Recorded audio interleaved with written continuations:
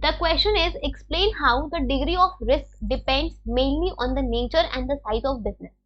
तो हमें ये बताना है कि किसी भी बिजनेस में जो रिस्क होता है, कितना ज्यादा रिस्क है, ये आपके बिजनेस के नेचर और साइज पर डिपेंड करता है, राइट। अगर हम बात करें नेचर की सबसे पहले, तो अगर मान लो कोई बिजनेस है जो आपके फैशनेबल आइटम्स में डील करता है, लेट्स से साड़ी, ठीक है, तो और एक आपका बिजनेस है जो आपके यूटेंसिल्स में डील करता है, ड्यूरेबल गुड्स में डील करता है, तो किस में रिस्क ज्यादा होगा?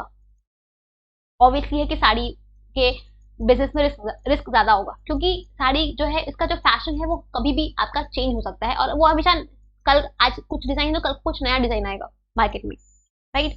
तो जो रिस्क होता है वो आपके फैशनेबल आइटम्स में ज्यादा होगा, क्योंकि फैशन के जो आइटम्स होते हैं वो, क्योंकि फैशन जो है वो बहुत फ्रीक्वेंटली चेंज होता है, राइट। आज कुछ फैशन है, कल को कुछ फैशन होगा, हफ्ते भर बाद कुछ नया फैशन आ जाएगा, राइट। तो आपका जो रिस्क होता है वो आपके बिजनेस के नेचर पर डिपेंड करता है, ठीक है। ये आपका फैक्टर नंबर 1 ये हुआ। आप आते हैं दूसरे पे, आपका दूसरा है आपका साइज। अगर हम बात करें साइज की, तो अगर कोई बिजनेस है कोई छोटे स्केल पे ऑपरेट कर रहा है तो उसमें रिस्क क्या होगा? कम होगा। अगर कोई बिजनेस है जो बड़े स्केल पे ऑपरेट कर रहा है तो उसमें रिस्क ज्यादा होगा, क्योंकि उसने ज्यादा पैसे लगाए हैं। छोटे बिजनेस ने कम पैसे लगाए हैं तो कम रिस्क, बड़े बिजनेस ने ज्यादा पैसे लगाए हैं तो ज्यादा रिस्क, राइट। तो जो आपका बिजनेस का रिस्क होता है ना, वो डिपेंड करता है आपके बिजनेस के नेचर पे और आपके बिजनेस के साइज पे, राइट।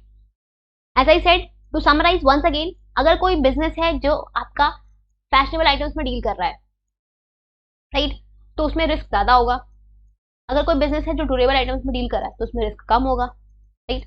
अगर कोई बिजनेस है, अगर वो छोटे स्केल पे ऑपरेट कर रहा है तो रिस्क कम होगा, बड़े स्केल पे ऑपरेट कर रहा है तो रिस्क ज्यादा होगा, राइट।